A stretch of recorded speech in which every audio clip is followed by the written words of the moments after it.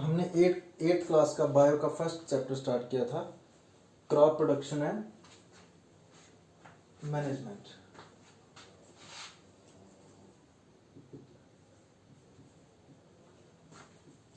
Crop production and management.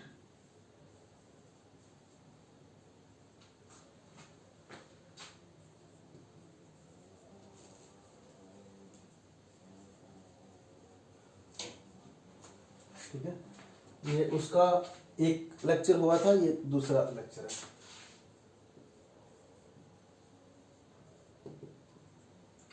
ठीक है, तो उसमें हमने पढ़ा था प्रिपरेशन ऑफ सॉइल। ठीक है, उसमें हमने पढ़ा था प्रिपरेशन ऑफ सॉइल, और साथ में पढ़ा था कि इम्प्लीमेंट्स कौन कौन से, औजार कौन कौन से यूज होते हैं सॉइल को प्रिपेयर करने के लिए। ठीक है, अब हम पढ़ेंगे इसमें, ये जो आज का लेक्चर है इसमें हम पढ़ेंगे सोइंग। ठीक है, जैसे उस दिन आपको बताया था कि प्रोसेसेस कौन कौन से इन्वॉल्व हैं। पहले मिट्टी को प्रिपेयर किया जाता है, ठीक है, ताकि उसमें जो सीड्स हैं वो अच्छे से मिक्सअप हो जाएं और अच्छे से उसमें ग्रो कर सकें। ठीक है, अब वो प्रिपरेशन ऑफ सॉइल हो गया, तो अब नेक्स्ट है सोइंग।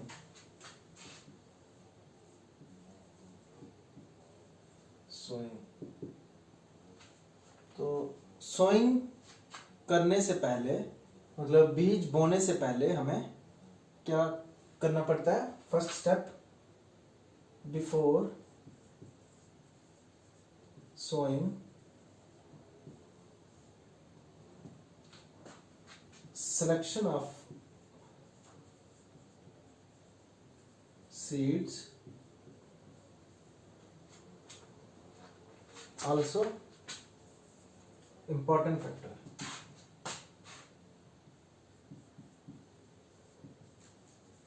ठीक है, selection of seeds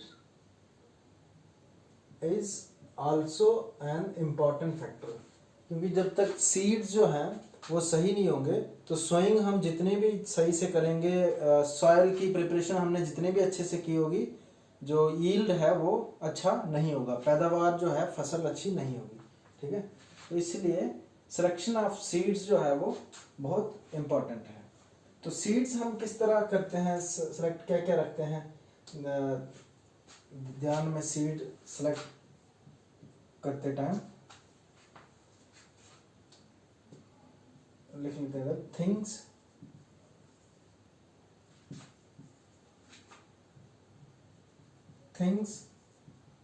keep in mind while selecting seeds। क्या क्या होती है? फर्स्ट है seeds should be of good variety। ठीक है, अच्छी वैरायटी के सीड्स होने चाहिए। ठीक है, और क्या होना चाहिए कि they should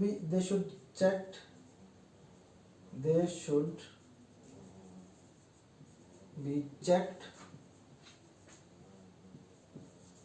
by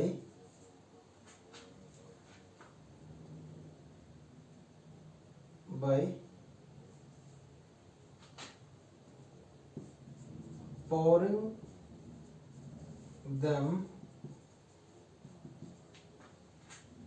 in water।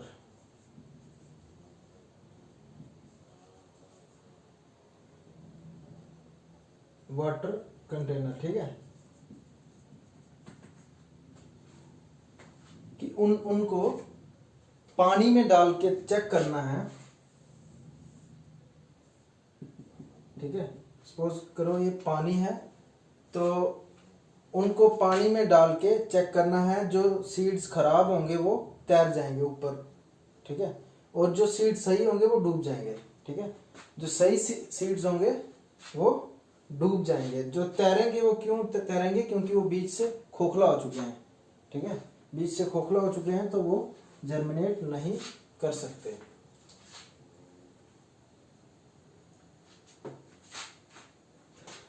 The seeds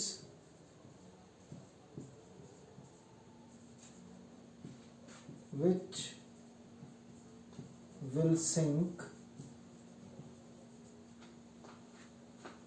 are good seeds, are good seeds बोल सकते हैं या लिविंग सीड्स बोल सकते हैं, वो जिंदा हैं, दे कैन जर्मिनेट, ठीक है। The seeds which don't sink cannot germinate,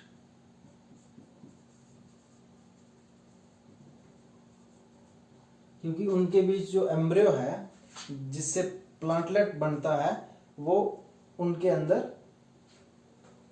वो खत्म हो गया है, उनके अंदर किसी माइट्स ने या जार्म्स ने उसको खा लिया है, ठीक है। इसलिए वो सीड तैरते हैं। तो ये एक बहुत अच्छा मेथड है, एंशिएंट टाइम से यूज किया जा रहा है। तो पानी में डालते हैं सीड्स, जो अच्छे होते हैं वो नीचे बैठ जाते हैं, और जो खोखला हो गए होते हैं, जो पेड़ में ट्रांसफॉर्म नहीं हो सकते, वो ऊपर आ जाते हैं। तो ऐसे उनको निकाल दिया जाता है, ठीक है। One can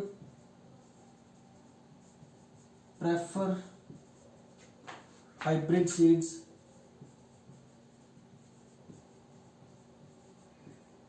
over normal seeds, ठीक है। तो ज्यादा प्रेफरेंस जो है वो हाइब्रिड सीड्स को होनी चाहिए, ठीक है। जेनेटिक इंजीनियरिंग से सीड्स जो है वो मॉडिफाइड किए गए होते हैं, मतलब मॉडिफाइड इन द सेंस कि कुछ सीड्स ऐसे हैं वो बीज के हिसाब से कि उनमें जो ग्रेन्स होते हैं, जब वो प्लांट बनेगा तो उनमें ग्रेन्स ज़्यादा लगेंगे। जैसे मेज़ की बात करें तो मेज़ में नॉर्मली मेज़ का जो प्लांट होता है उसमें जो मेज़ का वो लगता है फ्रूट या जो मक्की लगती है वो एक लगती थी नॉर्मल, एक या दो, ठीक है। और अभी जो हाइब्रिड सीड्स हैं उनमें एक से ज़्यादा लगती हैं मक्खियाँ। तो उस हिसाब से भी जो सीड्स करने हैं सिलेक्ट, तो वो नॉर्मल सीड्स से ज़्यादा हमें प्रेफरेंस हाइब्रिड सीड्स को देनी चाहिए।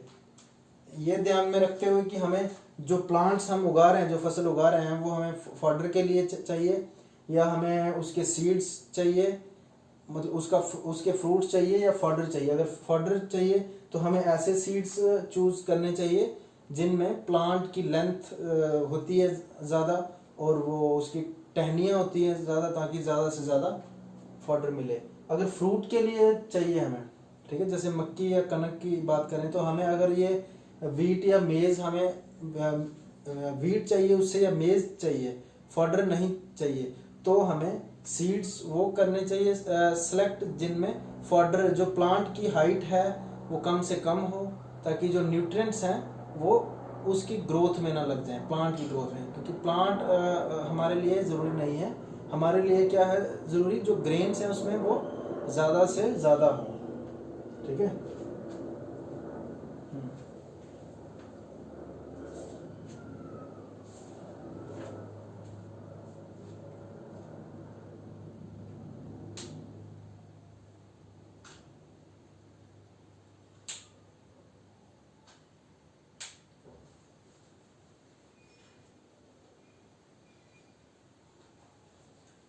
अब ये कि जो सोइंग करने के लिए आजकल डिफरेंट टूल्स चले हैं, तो उनके बारे में देखते हैं।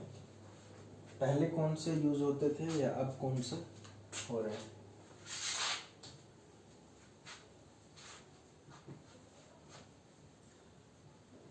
अच्छा टूल कौन सा होगा सीड सोइंग के लिए? अच्छा टूल वो होगा जो मिट्टी में थोड़ा डीप सीड्स को पहुंचाए ताकि उसको बर्ड्स भी ना खा पाए, और सीड्स को जो बराबर आपस में उनमें डिस्टेंस जो है वो एक जैसा रहे, बिल्कुल पास पास भी ना हो सीड्स, ठीक है। जिससे क्या होगा कि सभी प्लांट्स को इक्वली डिस्ट्रीब्यूट हो जाएंगे न्यूट्रिएंट्स, और पानी वगैरह भी जो इरिगेशन है वो भी अच्छे से हो पाएगी।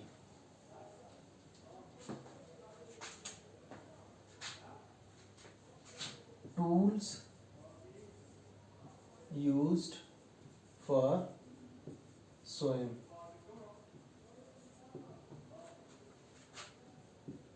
like ट्रेडिशनल टूल्स, विजिबल है ये?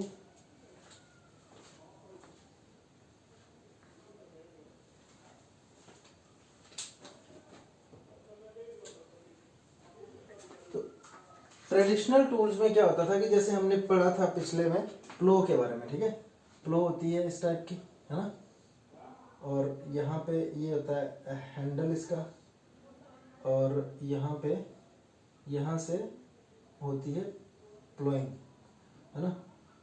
तो जो ट्रेडिशनल टूल है उसके अकॉर्डिंग क्या होता है कि यहाँ पे एक फनल शेप्ड होता है, फनल शेप्ड टूल होता है, ठीक है। और उसमें से पतली पतली 2-3 पाइप्स जैसी ये टूल जो है ये एसोसिएट होता है किसके साथ, ये जो हैंडल है इसका, ये जो प्लो का हैंडल है इसके साथ ही एसोसिएटेड होता है। और इधर से ये जो फनल शेप्ड है इसमें ग्रेन्स जो बीज हैं, सीड्स हैं, वो इसमें भर दिए जाते हैं, और वो पतली पतली पाइप्स के थ्रू वो यहाँ से फिर ये जो पतली पतली पाइप्स हैं ये डिप होती हैं किसमें, सॉइल में, ठीक है। ये पतली पतली जो पाइप हैं ये सॉइल में डिप होती हैं, और ये जो सीड्स हैं सीड्स को धीरे धीरे छोड़ती रहती हैं, ठीक है। तो ट्रेडिशनल टूल जो है मतलब पहले से जो है इस तरह से चला आ रहा है। लिख लेते हैं इसके बारे में।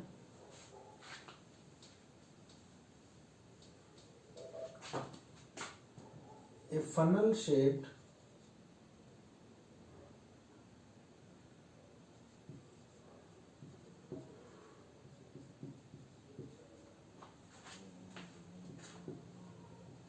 tool is connected to handle of the plow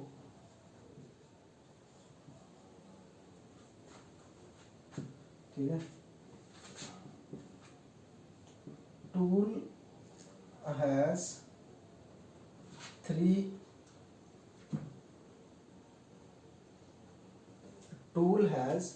3 pipes. Tool has 3 very thin pipes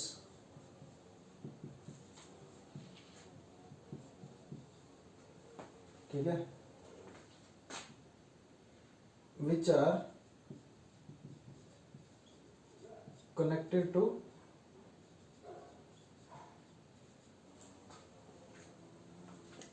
upper part,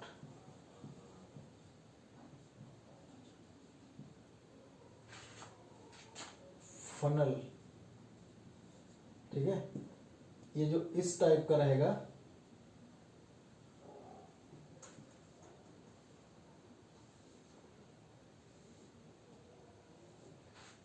यहाँ पे वो जुड़ी होती है, और यहाँ पे सीड्स डाल दिए जाते हैं, और वो धीरे धीरे tool has 3 very thin pipes which are connected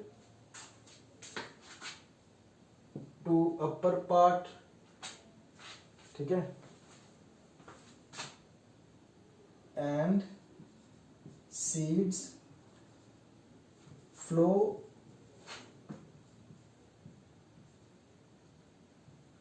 seeds flow slowly through that pipes,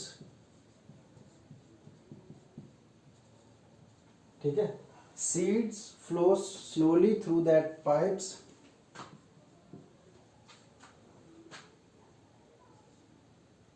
other ends of pipes are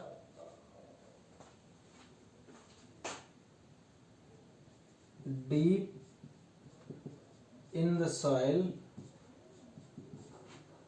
ठीक है, and in this way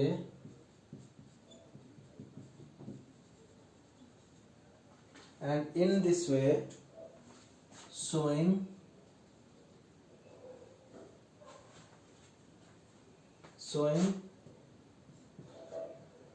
is done by this tool, ठीक है।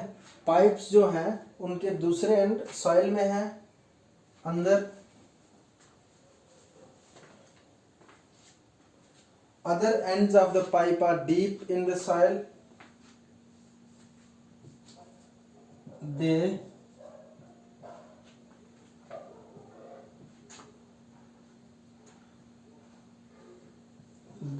put the seeds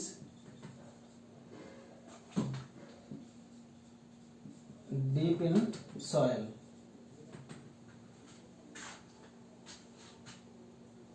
ठीक है। तो इस तरह से सोइंग होती है उससे, ठीक है। उतार लो इसको।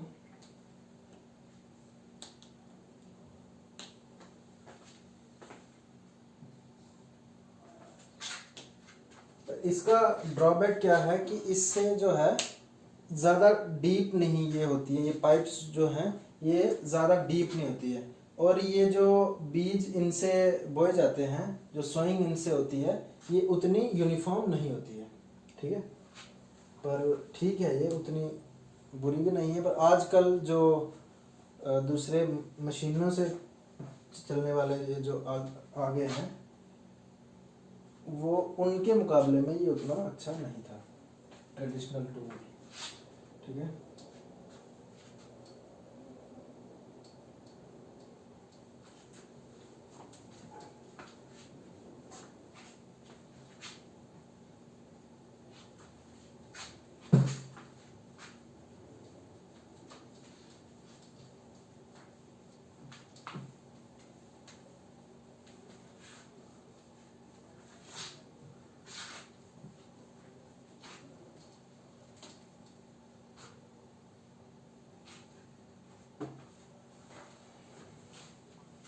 Next seed drill.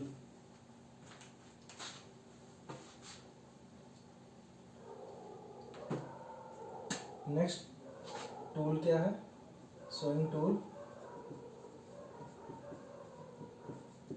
Seed drill. पहले हमने एक पढ़ा, ये दूसरा है सीड ड्रिल। ये क्या होता है? ट्रैक्टर के पीछे इसको लिंक किया होता है, और जैसे हमने ट्रैक्टर का हल जो ट्रैक्टर के हल का स्ट्रक्चर देखा था, इसका भी स्ट्रक्चर जो है बिल्कुल उस तरह से होता है। आगे ट्रैक्टर है और ये इस तरह से उससे अटैच होता है, और बराबर डिस्टेंसेस पे इस तरह के वो होते हैं लगे हुए, सीड्स इनके थ्रू डिस्ट्रीब्यूट होते हैं, ठीक है। पर इससे क्या होता है, और साथ में ये जो फ्लैट सा ये स्ट्रक्चर है, ये क्या कर रहा है कि जहाँ जहाँ सीड्स डिप हो रहे हैं, सीड्स जहाँ जहाँ बोए जा रहे हैं, साथ में ऊपर से मिट्टी उस पर बिछाते जा रहा है, जिससे क्या हो रहा है, बर्ड से भी सीड्स को खतरा नहीं रहा। और दूसरा ये क्या करता है कि सीड्स को बराबर, सीड्स के बीच में जो गैप है वो इक्वल रखता है। दूसरा, सीड्स को बराबर जो है नीचे डिप करता है, मतलब बहुत अंदर भी नहीं हो, बहुत ऊपर भी नहीं, ठीक है। तो इसके ये कुछ फायदे हैं। क्योंकि उसमें क्या होगा, जो हल चल रही है, हल सपोज करो एक बार यहाँ से गई, तो अगली बार फिर हो सकता है कि वो थोड़ी यहाँ यहाँ चल रही है और फिर थोड़ी इधर हो जाए, थोड़ी इधर हो जाए, तो वो उसमें से जो यूनिफॉर्म डिस्ट्रीब्यूशन जो इस केस में होगा वो ये इस केस में नहीं होगा, वो ट्रेडिशनल टूल से नहीं होगा। ठीक है, इसको ट्रैक्टर से लिंक किया होता है, seed drill. This tool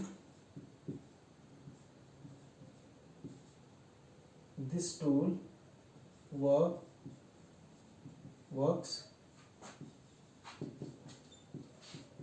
with the help of tractor. Tractor क्या करता है, इसको पुल्स, ट्रैक्टर इसको पुल करता है, और ये क्या करता है, it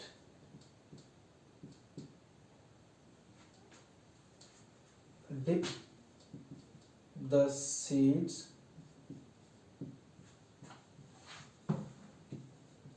deep into soil, deep in the soil, and distribution is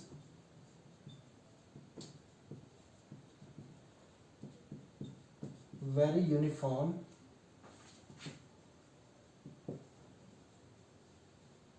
ठीक है, डिस्ट्रीब्यूशन बहुत यूनिफॉर्म होता है, और the tool is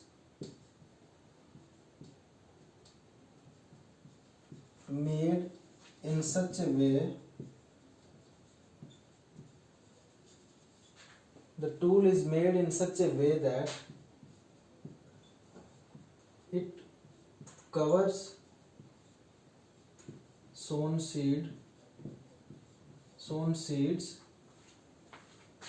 by soil। ठीक है, तो ये क्या करता है, साथ साथ में मिट्टी से ढकता जा रहा है उनको। ठीक है, तो this tool is made in such a way that it covers sown seeds by soil, which decreases the risk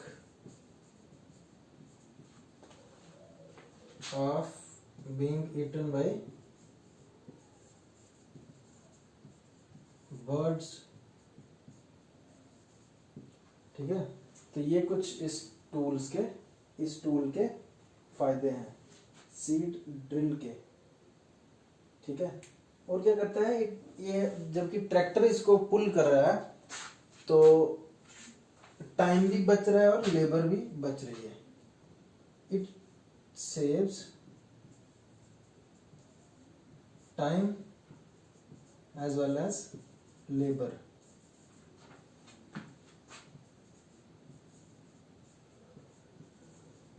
ठीक है, टाइम भी बचाता है और लेबर भी बचाता है। ठीक है, तो लो इसको।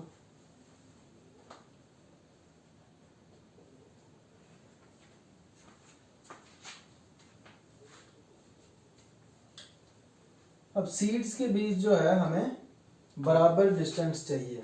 वो क्यों? वो इसलिए चाहिए ताकि बराबर न्यूट्रिशन सबको मिले, इरिगेशन इक्वल हो जाए। ठीक है, तो इसको भी लिख लेते हैं।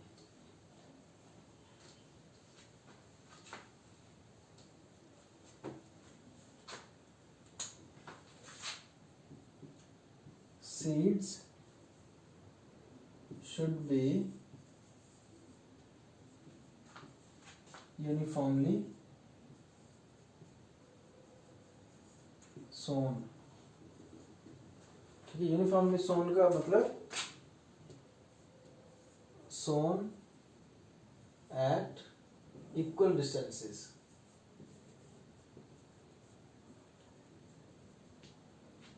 ठीक है, because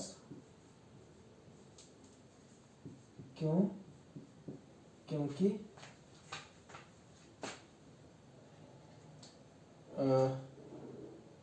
it helps them to have equal amount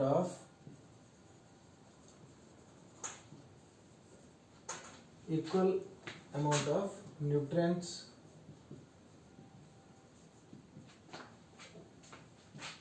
water,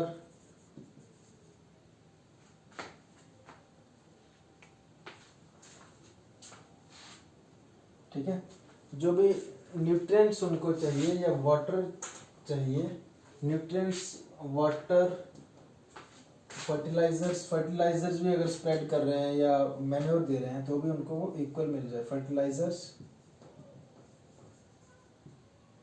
manures extra, ये सब जो है उनको इक्वल मिले। और क्या, और ओवर क्राउडिंग ना हो। इट अवॉइड्स ओवर क्राउडिंग, ठीक है।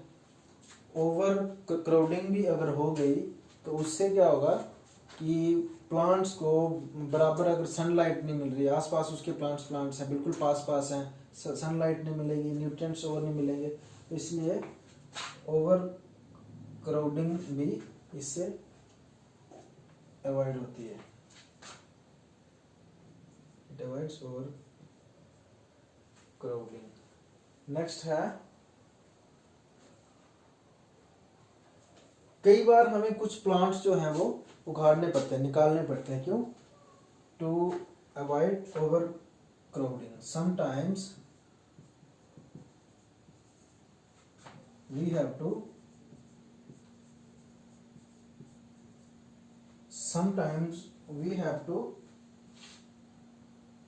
remove some plants,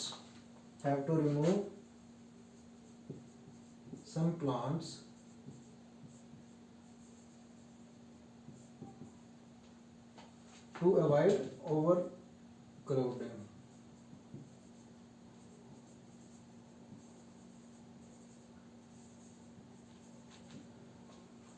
देखो क्या होगा कि कुछ प्लांट्स कई बार हमें रिमूव करने पड़ते हैं, क्योंकि अगर बहुत ज़्यादा प्लांट हैं तो भी हमारी फसल अच्छी नहीं होगी। क्योंकि क्या होगा कि न्यूट्रिएंट्स जो हैं वो बंट जाएंगे बहुत ज़्यादा, और बराबर जितनी ज़रूरत है उतने एक भी प्लांट को नहीं मिलेंगे। इससे भी जो यील्ड है वो उस पर फर्क पड़ेगा। ठीक है, फिर है next topic, adding manure and fertilizers. तो मैन्योर्स और फर्टिलाइजर्स में क्या है फर्क? मैन्योर जो होते हैं, मैन्योर होते हैं वो ऑर्गेनिक होते हैं बिल्कुल। किससे बनते हैं? गले सड़े प्लांट्स या एनिमल्स का एक्सक्रीटा, ठीक है, कैटल डंग, गले सड़े पत्ते, और या फिर ये जो remaining of plants and animals होते हैं उन पे जब माइक्रो ऑर्गेनिजम्स एक्ट करते हैं तो उससे भी बनता है मैन्योर। और फर्टिलाइजर्स क्या होते हैं? जो वो फैक्ट्रीज में बनते हैं और वो किसी एलिमेंट्स में रिच होते हैं। जैसे एनपीके है, वो नाइट्रोजन, पोटेशियम और फास्फोरस में रिच होता है। तो इसी तरह पोटैश है, ठीक है।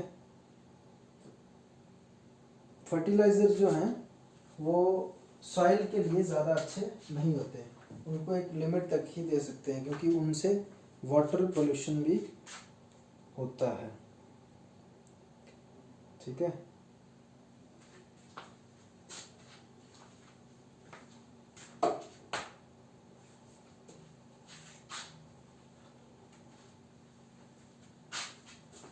adding manures and fertilizers.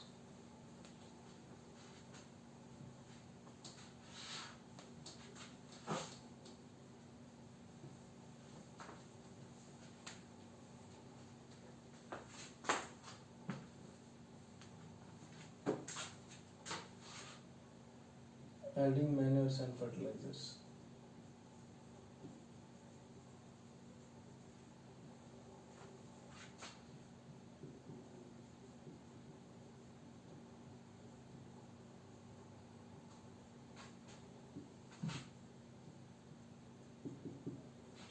ठीक है, तो क्या होता है कि हम फसलें बार बार उगा रहे हैं, तो उसमें क्या हो रहा है, न्यूट्रिएंट्स यूज हो रहे हैं।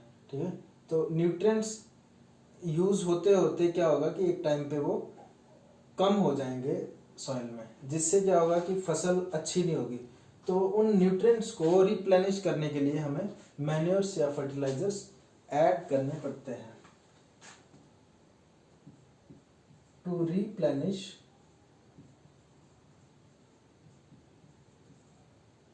fertility of soil,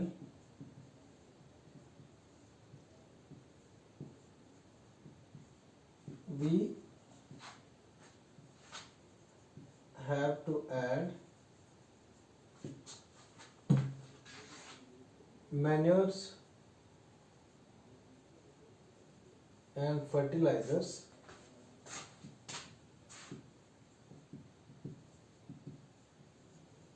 to the soil। ठीक है, फर्टिलिटी को मेंटेन रखने के लिए हमें ये ऐड करने पड़ते हैं। ठीक है, अब मैन्योर क्या होते हैं और फर्टिलाइजर्स क्या होते हैं, लिख लेते हैं इनकी definition.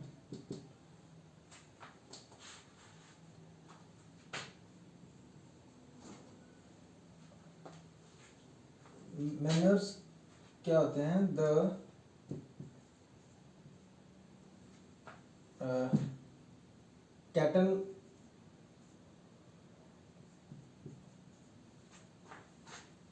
cattle dung, remainings of plants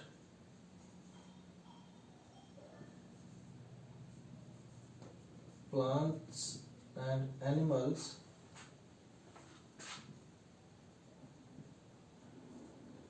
ठीक है, cattle dung, remaining of plants and animals when left for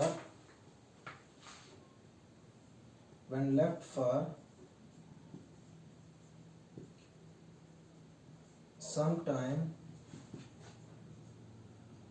in pits to allow microorganisms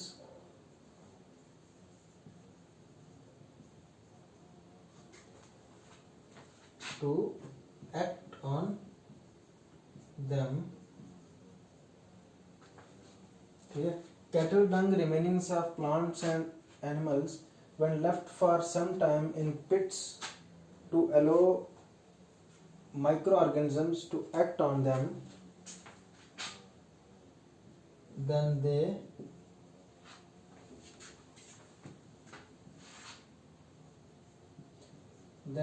get changed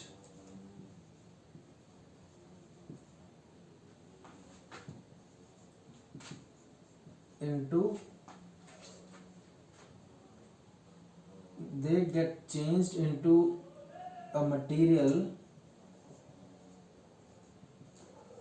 which is very nutritious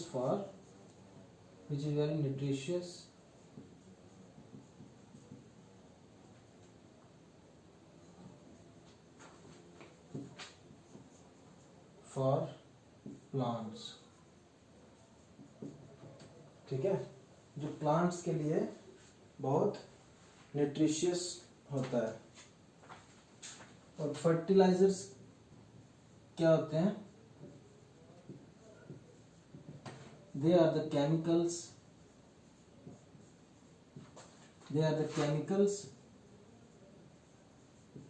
rich in some particular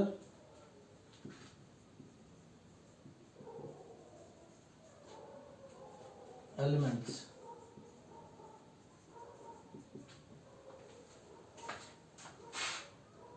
for example potash, NPK extra. ठीक है, ये क्या होते हैं? Chemicals होते हैं। और ये प्रिपेयर कहाँ होते हैं? उनको तो हम घर पे भी बना सकते हैं, खेत में कहीं पिट निकाल के, जो एनिमल्स के डंग वगैरह हैं, या ह्यूमन एक्सक्रीटा भी इसमें ऐड कर सकते हैं। ह्यूमन फीकल मैटर वो भी इसमें ऐड कर सकते हैं। पिट्स में डाल के कुछ टाइम के लिए उनको छोड़ दिया ताकि माइक्रो ऑर्गेनिज्म उस पर एक्ट करें, फिर उसको वो चेंज कर देते हैं एक सब्सटेंस ऐसे मटेरियल में जो कि प्लांट्स के लिए, प्लांट्स की फर्टिलिटी को इंक्रीज करता है। ठीक है, और ये किसी भी इकोसिस्टम को, ये एनवायरनमेंट के लिए भी ये नुकसानदेह नहीं है।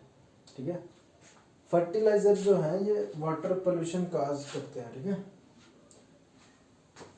ये वाटर पोल्यूशन काज करते हैं। They are the chemicals rich in some particular elements. ये फर्टिलाइजर्स की एग्जांपल्स हैं। ठीक है, particular elements, they are also used to increase fertility of soil, used to increase fertility of soil।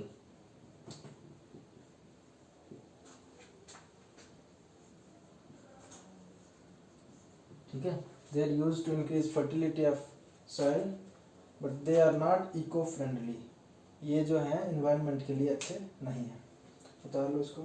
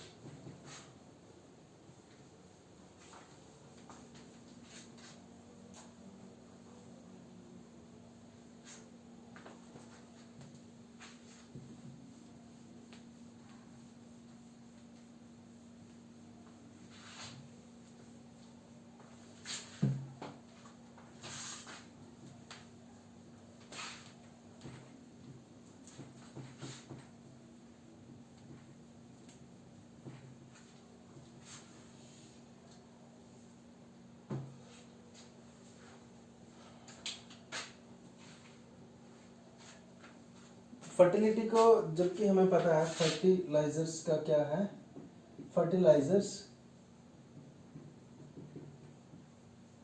Are not good for, fertilizers are not good for environment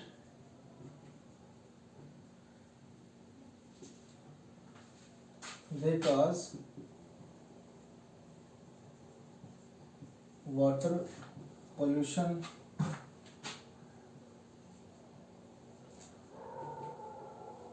ठीक है, water pollution होता है इनसे, biomagnification होता है, यूट्रोफिकेशन होता है। Biomagnification क्या होता है कि चलो अभी आपको इस क्लास में इतना डिटेल में नहीं पढ़ना है, आपको थोड़ा बता देता हूँ। बायोमैग्निफिकेशन होता है कि ये जो केमिकल्स होते हैं, ठीक है, केमिकल्स को जब एक एनिमल खाता है, सबसे पहले स्टार्ट करते हैं प्रोड्यूसर से, ये क्या है, प्लांट्स। ठीक है, प्लांट्स को हमने फर्टिलाइजर्स दिए, ठीक है, फर्टिलाइजर्स हमने प्लांट्स को दिए। सपोज करो इसमें हमने दिया 1 ग्राम, ठीक है, और अगला जो एनिमल प्लांट को खाएगा, सपोज करो गोट या डियर कुछ भी, गोट में ये केमिकल 10% हो जाएगा, 10 ग्राम हो जाएगा मतलब, ठीक है। मतलब ये 10% जो है ये हो जाता है। मतलब 1 ग्राम है तो इधर 10 ग्राम हो जाएगा, इधर 10 ग्राम है तो इधर क्या होगा, 10% नहीं 10 टाइम्स, ठीक है, 10 टाइम्स। 1 ग्राम का 10 ग्राम और 10 ग्राम का नीचे कितना हो जाएगा। अब जो अगला होगा उसमें कितना हो जाएगा, गोट को क्या खाएगा, लाइन, या सपोज करो लाइन खाता है अगर गोट को, तो इसमें कितना हो जाएगा, इसका भी 10 टाइम्स, ठीक है। तो ये हो जाएगा इधर 100 ग्राम, ठीक है। तो इस तरह ये जो है केमिकल फिर बढ़ता जाता है, फिर लास्ट जो एनिमल्स होते हैं वो उतने केमिकल के साथ सरवाइव नहीं कर सकते हैं। तो इसको बोलते हैं bio magnification. Magnification word increase के लिए होता है, तो इंक्रीज क्योंकि केमिकल इंक्रीज हो रहा है जैसे जैसे ट्रॉपिक लेवल में बढ़ रहा है वो, तो इसलिए इसको बायो मैग्निफिकेशन बोलते हैं, ठीक है। ये बढ़ इसलिए रहा है, सपोज ये प्लांट्स हैं, ठीक है, तो प्लांट्स, गोट है तो वो एक को तो नहीं खाएगी, है ना, एक प्लांट का एक पीस तो नहीं खाती है वो, जिंदगी में कितना ही खाती है ना, ग्रास। तो उस ग्रास से मिलता मिलता मतलब 10 टाइम्स हो जाएगा अगले में जाने से, अगले ट्रॉपिक लेवल में ये 10 टाइम्स हो जाता है। तो इसको बोलते हैं बायो मैग्निफिकेशन। होता है यूट्रोफिकेशन, तो ये भी इससे हो रहा है, पेस्टिसाइड्स, फर्टिलाइजर्स ये जो हैं। और यूट्रोफिकेशन होता है, यूट्रोफिकेशन क्या होता है कि फील्ड्स हैं ये जो है ना, ये फील्ड्स हैं, ये छोटे छोटे फील्ड्स हैं इधर, ठीक है। और इन सब फील्ड से पानी इकट्ठा होके इधर है एक तालाब, ठीक है। इन सब फील्ड से पानी इकट्ठा होकर इधर आ रहा है। इधर लोग फर्टिलाइजर्स दे रहे हैं अपने अपने फील्ड्स में, बहुत सारे, है ना, अपने अपने फील्ड में लोग फर्टिलाइजर्स दे रहे हैं। ये क्या है, फील्ड्स हैं ये। यहाँ पे लोग फर्टिलाइजर दे रहे हैं। जब बारिश होती है तो वो सारे न्यूट्रिएंट्स जो हैं उनको बहा ले जाएगी कहाँ पे, पॉन्ड्स में, ठीक है। जो भी झील, पॉन्ड, जो भी होगा उधर, वाटर बॉडी जो भी होगी, कुछ रेन फेड होते हैं ना तालाब, तो उसमें ले जाएगी वो बारिश का सारा पानी जो है वो पूरे न्यूट्रिएंट्स को बहा के ले जाएगा पॉन्ड में, ठीक है। उससे क्या होगा कि उधर अलगी की होगी ग्रोथ बहुत ज़्यादा, क्योंकि पहले प्लांट्स में जब तालाब में बारिश होती है जब बड़े दिन बाद, तो उधर क्या होता है, सबसे पहले क्या करते हैं, ग्रो, छोटे छोटे वही एल्गी वगैरह, तो उनकी ग्रोथ इतनी ज़्यादा हो जाती है, अलगल ब्लूम बोलते हैं उनको, क्योंकि इतने सारे न्यूट्रिएंट्स बह के इधर पहुंच गए, उनकी ग्रोथ इतनी ज़्यादा हो जाती है कि वाटर का जो लेवल है ऊपर का, वो ऊपर ही होती है, ठीक है, वो इधर पूरा कर देती है कवर, और सनलाइट जो है वो एंटर नहीं कर पाती है, जो पानी का नीचे वाला हिस्सा है, ठीक है, वहाँ पे सनलाइट एंटर नहीं कर पाती है। तो जो नीचे प्लांट्स हैं जिनके पास सनलाइट जब पहुँचती है तो वो फोटोसिंथेसिस करते हैं और ऑक्सीजन प्रोड्यूस करते हैं, जिस ऑक्सीजन से जो इधर ऑक्सीजन प्रोड्यूस करते हैं, और उस ऑक्सीजन से ये जो एनिमल्स रहते हैं पानी में, वाटर बॉडीज में, वो करते हैं सरवाइव, ठीक है। पर जब ये अलगल ब्लूम, अलगी की ग्रोथ इतनी होगी कि उसने पूरा डार्क कर दिया ऊपर से, सनलाइट एंटर नहीं हो पाई, तो इसमें जितनी मछलियाँ वगैरह, जो भी फिशेस या जो भी होगा इसमें, उनकी डेथ होना स्टार्ट हो जाएगी, क्योंकि उनको ऑक्सीजन नहीं मिल रही, इसने पूरा ऊपर से कर दिया कवर। तो इसको बोलते हैं यूट्रोफिकेशन, ठीक है। तो इसलिए जो फर्टिलाइजर्स हैं उनका हम ज़्यादा यूज़ नहीं कर सकते, हमें ज़्यादा मैन्योर ही यूज़ करना चाहिए। मैन्योर के कोई भी इफेक्ट्स जो मतलब उससे नुकसान नहीं होता, एनवायरनमेंट को कोई नुकसान नहीं होता उससे।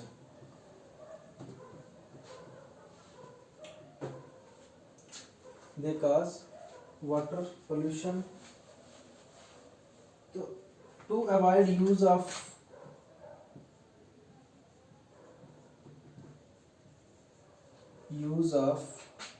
मैन्योर्स का यूज कम करने के लिए कुछ फार्मर्स ने कुछ प्रैक्टिसेस की, जैसे क्रॉप रोटेशन।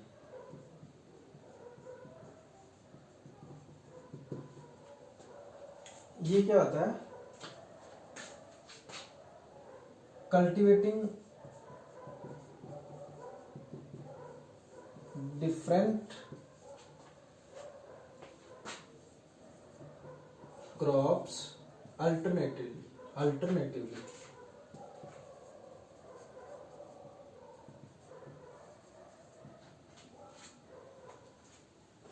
अल्टरनेटली अलग अलग क्रॉप्स, दो टाइप्स की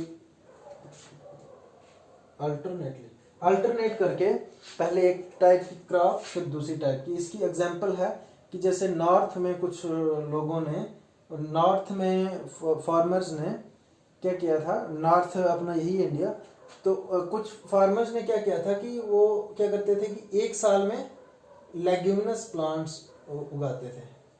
ठीक है, लेग्यूम्स उगाते थे साल के एक बार में। ठीक है, वो क्या करते हैं, लेग्यूमिनस प्लांट्स में उनकी रूट्स में राइजोबियम बैक्टीरिया क्या करता है, राइजोबियम बैक्टीरिया क्या करता है कि नाइट्रोजन को, जो एटमॉस्फेरिक नाइट्रोजन है, उसको नाइट्राइट्स में कन्वर्ट करके प्लांट्स को एब्जॉर्ब करने में हेल्प करता है। तो वो नाइट्रोजन की कमी जो है वो पूरी कर देते हैं। तो लेग्यूमिनस प्लांट्स, ये जो पी हो गया,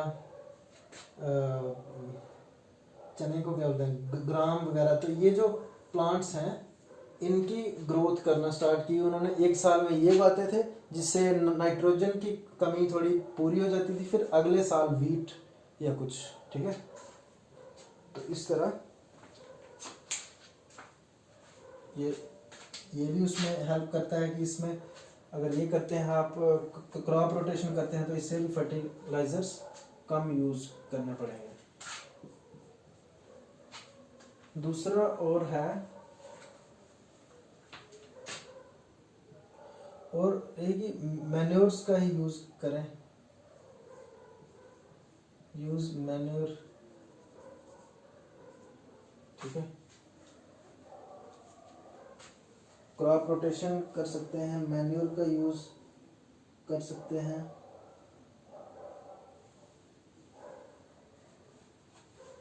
ठीक है, तो ये जो राइजोबियम वाला, ये फिर स्टडी की गई इस पे, तो ये ठीक लगा। फिर बाकी जो फार्मर्स हैं उनको भी बोला गया कि ये क्रॉप रोटेशन ये वाली जो मैनर है इसको अपनाएं।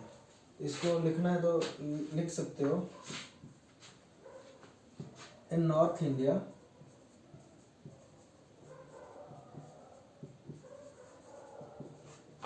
Farmers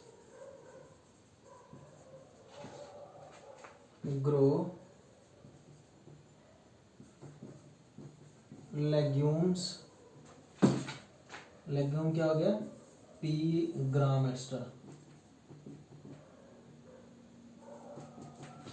farmers grow legumes in 1 year and wheat in other year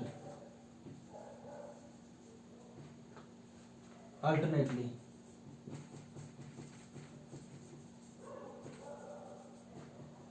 ठीक है, which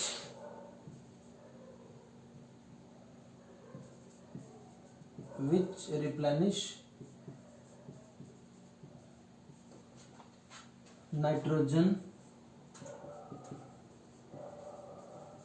in soil। ठीक है, क्योंकि इसमें राइजोबियम बैक्टीरिया जो है लेग्यूमिनस प्लांट्स में, वो क्या करता है कि एटमॉस्फेरिक नाइट्रोजन को, जिस नाइट्रोजन की फॉर्म को प्लांट्स एब्जॉर्ब करते हैं वो है नाइट्रेट्स। ठीक है। तो लेग्यूमिनस प्लांट्स में क्या होता है, लेग्यूम्स में क्या होता है, राइजोबियम, राइजोबियम का काम क्या है, वो नाइट्रोजन को चेंज करता है नाइट्राइट्स और नाइट्रेट्स में, ठीक है। और ये जो कंपाउंड्स हैं ये प्लांट्स की हेल्प करते हैं, मतलब प्लांट्स को जो नाइट्रोजन चाहिए तो वो इस फॉर्म में चाहिए। तो जो लेग्यूमिनस प्लांट्स हैं ये एब्जॉर्बेबल फॉर्म नाइट्रोजन की बना देते हैं, तो अगले साल में दूसरे प्लांट्स के भी काम आ सकती है, ठीक है।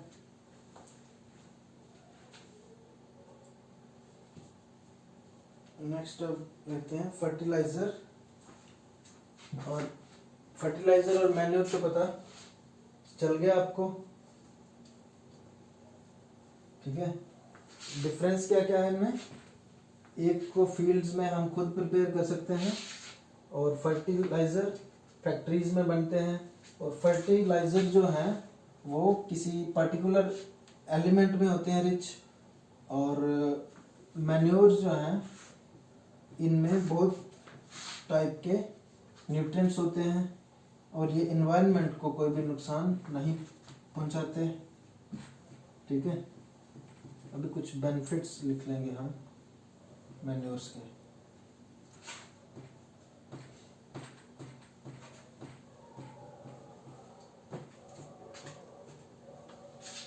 Advantages of manures.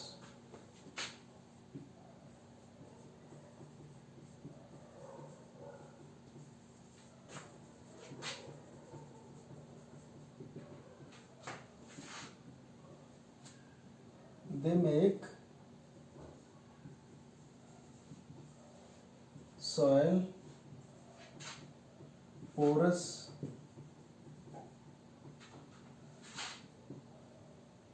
increase fertility,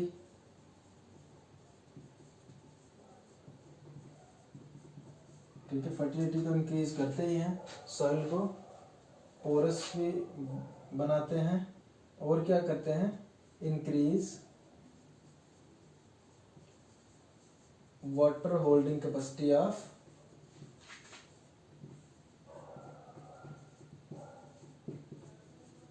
soil, soil की वाटर होल्डिंग कैपेसिटी को ये इंक्रीज करते हैं। देखो वाटर होल्डिंग कैपेसिटी जिस सॉइल की जितनी अच्छी है वो सॉइल किसी भी फसल के लिए मतलब अच्छी है, ठीक है। वाटर होल्डिंग कैपेसिटी जिसकी अच्छी है वो सॉइल फसल के लिए अच्छी है। क्यों? क्योंकि वो जो सॉइल है वो वाटर को ज़्यादा देर तक कंटेन करके रखेगी, ताकि बारिश पे डिपेंड नहीं पानी के लिए रहना पड़े, ठीक है। और they are eco friendly, eco friendly हैं ये, नुकसान नहीं करते हैं एनवायरनमेंट को, ठीक है। और माइक्रोब्स को भी इंक्रीज करते हैं, they increase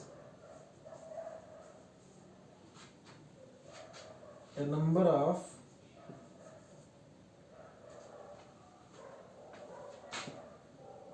they increase the number of friendly microbes,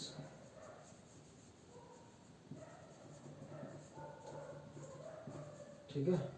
friendly microbes को इंक्रीज करते हैं। तो ये था हमारा, एक था आज हमने कौन कौन सा पढ़ा टॉपिक, एक पढ़ा सोइंग, ठीक है, और पढ़ा addition of manures and fertilizers, ठीक है। इसमें हमने एक टॉपिक और पढ़ा इसके अंदर, सोइंग के अंदर टूल्स फॉर सोइंग। ठीक है, ये टॉपिक थे आज के।